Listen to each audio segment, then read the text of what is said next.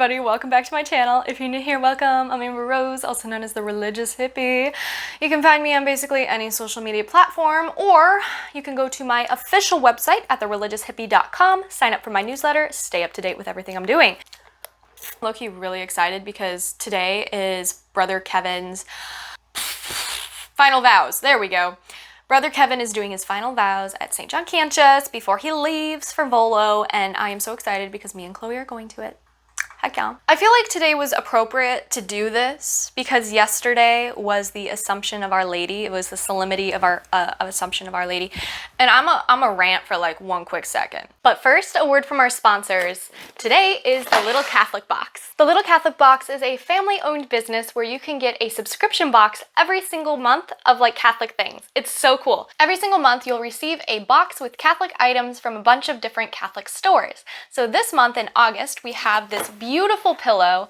I am absolutely so excited to put this throw pillow on my bed when I finish my room. It's going to add that pop of color that I absolutely love.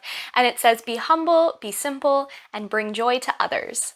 Absolutely love this pillow. I also love the back. Super colorful, super comfy. It's really plush. I love it so much. And that pillow is from Meyer Market Designs. I also love that they send me this card. It tells you about upcoming boxes, what they're going to be. And I also love the fact that on the back it tells you where you get each individual item from, and it also gives that store's mission statement. And I just think that's wonderful because then you really know who you're supporting. And I just love supporting a bunch of different Catholic stores. So wonderful. Next up, we have these adorable little note cards. So there's a saint quote on the front, and on the back you can write your own little note. It's going to be great for putting in presents or just like a hello. And these come from Sweet Oak Gallery, which these are called Saintly Scribbles. I absolutely love this. And it also comes with a little felt pen with a quote from St. Catherine of Siena that says, "Set the world ablaze." So some other things in this month's box are adorable washi tapes. I love washi tapes. I'm a huge letter writer, and so I absolutely love Catholic washi tapes. These are going to be perfect for me sending to my friends any types of cards and letters and things. I just absolutely love washi tape. And the washi tape is from Peony and June. And then my personal favorite is this beautiful miraculous metal bracelet. And so this is... oh my gosh, you guys, I love Our Lady. You guys know I do. I literally am doing, like, the video that I'm putting this in is literally how to get closer to Mary. So, but I absolutely love this because this is basically a consecration bracelet. And then it also comes with why we consecrate ourselves to Our Lady, and then also a daily consecration prayer. I just absolutely love this. I am in love with every single box they've sent me, but this is definitely, again, one of my favorites. I love every item they send. It's quality. If it wasn't quality, I would not be advertising it. And so I love being able to support multiple Catholic stores and people. This is a family-owned business. I've met the owners. They're just so sweet. I truly hope you guys will go and check them out. The affiliate link is down below in the description. You guys can get 10% off your order. You guys can either subscribe to one of their boxes or even buy their items individually. But with all of that being said, I love them. Let's get on with the video. So the Archdiocese of Chicago does not make the Solemnity of Our Lady, the Assumption of Our Lady, a holy day of obligation because it falls on a Monday, and God forbid Catholics have to go to Mass 2 days in a row because we're just so lazy. Basically, it's not a holy day of obligation because the diocese thinks it's too crazy to ask Catholics to go to Mass 2 days in a row, especially on a work day. Ugh, the audacity. Could you imagine having to skip work for Our Lady or having to go to Mass after work for Our Lady? Like, pfft. Come on, that's crazy. Anyways, so today's video is basically going to be my favorite ways of getting closer to Our Lady, basically growing in devotion to her.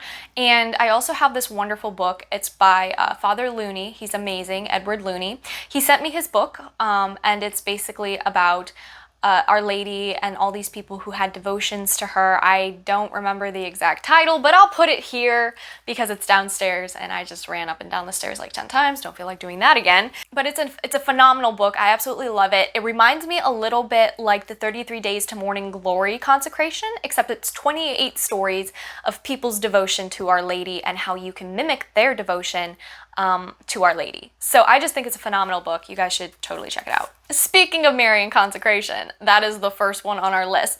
My first tip to grow in devotion to Our Lady is to do a Marian Consecration, such as this one. This is the 33 Days to Morning Glory. I've done this twice now. I did it once back in 2019 in October. We did it for the Feast of Our Lady of Fatima. And then once in, I think it was either December or January of this year. December of last year or January of this year. I don't remember exactly. But it's one that I will still continue to do every single year because it's beautiful. I love this devotion. It's by St. Louis de Montfort.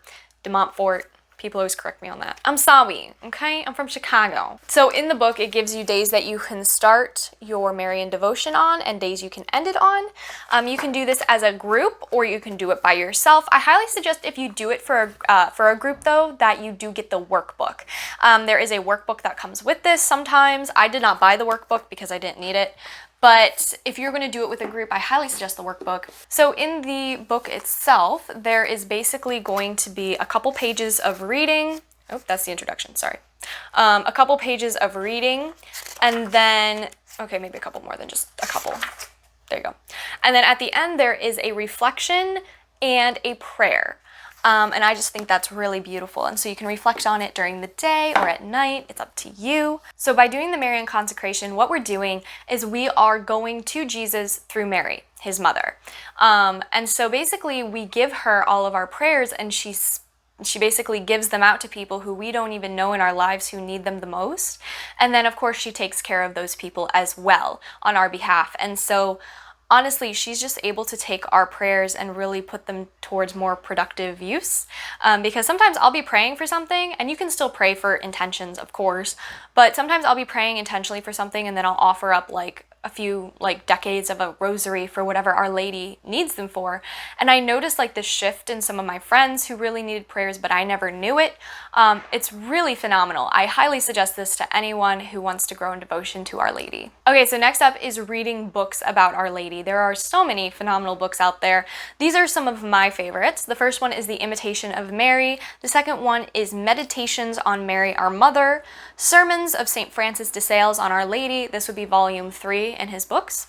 And then True Devotion to Mary. This one's actually by St. Louis de Montfort. This is the big Marian devotion. It's really thick.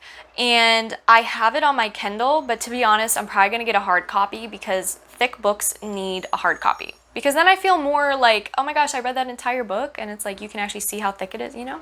I don't know. It's more satisfying to me that way. But there are literally so many books you can find on Our Lady. It's not hard at all to find one that you're going to really love, and you might even recommend to somebody else. I love how I always film videos on Mondays, and I always forget that that's garbage day for us. All right, my third advice is to devote yourself to a specific Blessed Virgin Mary apparition. I have a list. You guys want to hear the list?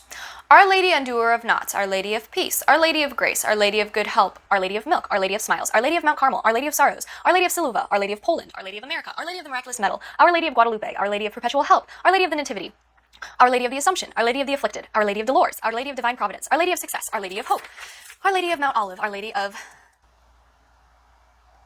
I can't read that word. And Our Lady of Martyrs. There's a lot. There's a lot of Marian apparitions and titles that you can really devote yourself to. I know I personally really love Our Lady of Sorrows and Our Lady Undoer of Knots. Those are two of my favorites.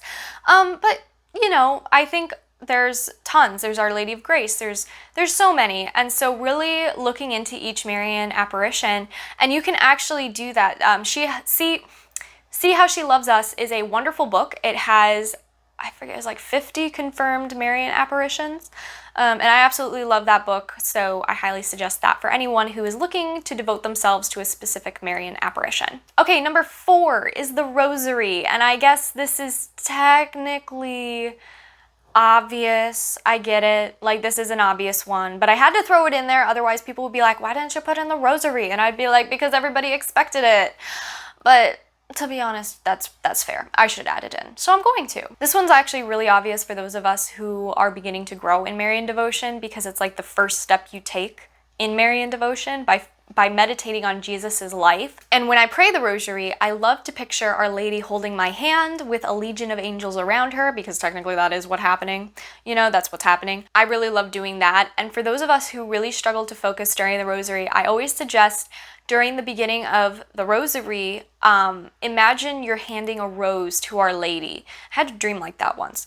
But imagine you're handing a rose to Our Lady, and then as you get that kind of in your head, it's a little easier to go into the mystery of the rosary, whatever mystery you're meditating on.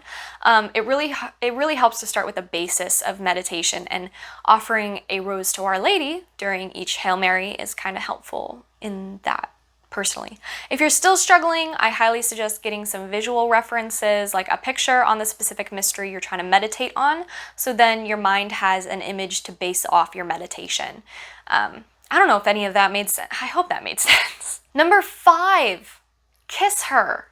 If you have a specific holy card that's blessed, or a specific image that's blessed, or a specific statue that's blessed, kiss her before you leave. Kiss her when you come home. Kiss her when you're praying. I had this specific picture. I don't actually know if I have it. No, it's still in my wallet.